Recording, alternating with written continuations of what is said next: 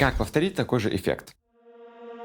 Только о тебе моей башке мысли. Версия для FL Studio, версию для Ableton ищи в профиле. Копируем клип основного вокала, перед которым мы хотим сделать этот эффект. Выделяем этот фрагмент и через комбинацию Ctrl-Alt-C делаем рендер с такими же настройками. После кидаем клип на удобный канал микшера и не забываем сделать реверс. Далее на этот же канал вешаем сильный реверб. Жмем сюда, чтобы записать именно этот клип. А после записываем и дожидаемся, пока хвост не утихнет. В конце опять делаем реверс и обрезаем лишнее, чтобы хвост не был слишком длинным и не появлялись строчки вокала. Все, поздравляю, ты научился делать базовый эффект, который умеют делать абсолютно все. Кстати, в моем телеграм-канале можно заказать недорогое и качественное сведение. Также там сейчас действует акция. Первым 10 людям я сделал сведение всего за 500 рублей, поэтому успевай.